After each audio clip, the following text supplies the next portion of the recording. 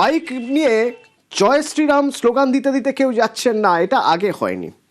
ঠিক যেমন আগে হয়নি যখন ২১-এর শহীদ স্মরণে কেউ এসেছেন, তাদের জন্য ডিম ভাতের ব্যবস্থা হয়নি। ডিম ভাতের ব্যবস্থা হয়েছে, কিন্তু এবার শশা মুড়ি। তাদের কাছে জানতে চাওয়া হলে তারা বললেন যে তারা দিদির জন্য এসেছেন, তারা পিকনিক করতে আসেননি।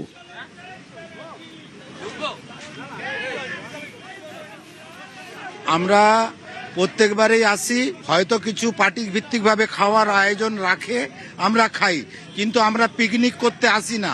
আজকে যেমনভাবে দেখছেন এইভাবেই আসি। আমি 1993 সালে যখন গুলি চলেছিল সেই দিনও আমি ছিলাম, সেদিন থেকে আমি আজ অবধি আসছি, কিন্তু কোনোদিন পিকনিক করার জন্য আসিনি, আমরা শহীদ স্মরণ করতেই আসি।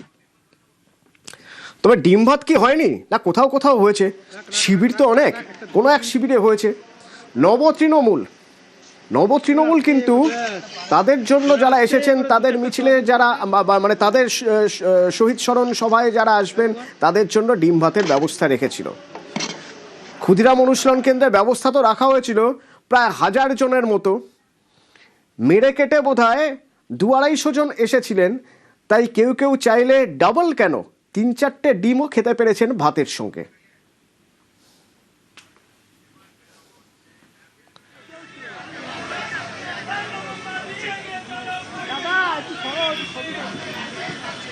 হাজার লোকের বন্দোবস্ত ছিল, সেখান থেকে 250 জন মতো খেয়েছেন। খেয়ে তারা সোজা নিশ্চয়ই মেয়র রোডে গিয়েছেন।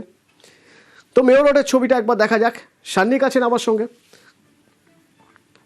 সান্নিক, যারা এসেছেন তারা ডিম ভাত খেয়েছেন ক্ষুদিরাম অনুশীলন কেন্দ্রে। মানে ডিম ভাতের কালচারটা, এই নব তৃণমূল সেই ডিম ভাতের কালচারটা, সেই সংস্কৃতিটা অবশ্য রেখে দিয়েছে তাদের মতোই।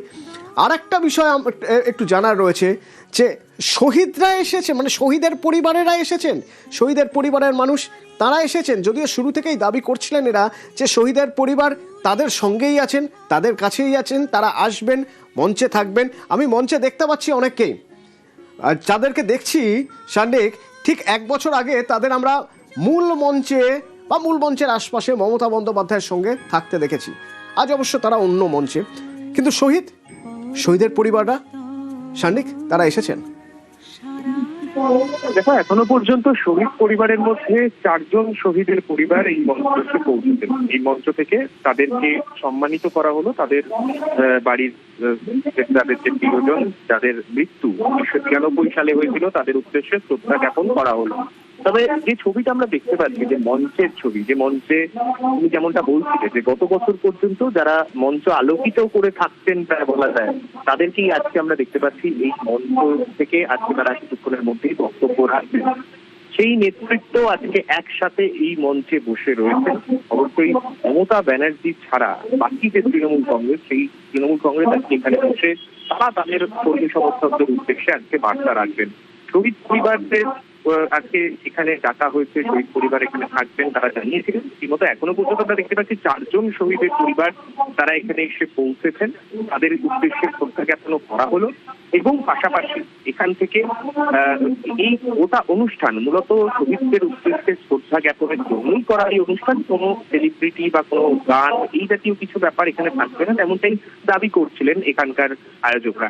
তবে যে ছবি আমরা দেখতে পাচ্ছি, যে ভিড়ের কথা তুমি বলছিলেন, যেখানে ক্ষুদিরাম অনুশীলন কেন্দ্রে খাওয়া দাওয়া করে যে এতদিন পর্যন্ত যে তৃণমূলের এই শহীদ দিবস উপলক্ষে যে ছবিটা খুব চেনা ছিল, সেই ছবিটা হয়তো বদলায়নি। উত্তরবঙ্গ থেকে যারা এসেছেন অনেক পরে এসেছেন, তারা সকালবেলা একেবারে ক্ষুদিরাম অনুশীলন কেন্দ্রে খাওয়া দাওয়া করেই তারা দুপুর 12টার পরে তারা এখানে এসে পৌঁছেছেন। এখনো বেশ কিছু চেয়ার পেছন দিকে ফাঁকা রয়েছে, আমরা সেই ছবি দেখতে পাচ্ছি। তবে যেরকম ভিড় আশা করেছিলেন তৃণমূল কংগ্রেস নেতৃত্ব, এখানকার যারা তৃণমূল কংগ্রেস তৃণমূল কংগ্রেস নেতৃত্ব, তারা যেমনটা আশা করেছিলেন, হয়তো সেই আশা পূরণ এখনো পর্যন্ত, অবশ্যই পরবর্তীতে হয়তো যদি ভিড় হয় সেটা আলাদা ব্যাপার, কিন্তু এখনো পর্যন্ত অন্তত সেই সমস্ত চেয়ার কিন্তু পড়েনি। যদিও মঞ্চের ওপরে নেতৃত্বদের চেয়ার পড়ে গেছে, কিন্তু সমর্থকদের চেয়ার, যা মূলত একটা দলের ভিত্তি, সেই জায়গায় কিন্তু এখনো কিছুটা শান্তি রয়েছে। সেই ছবিটা এখনো পর্যন্ত স্পষ্ট। অতদূর।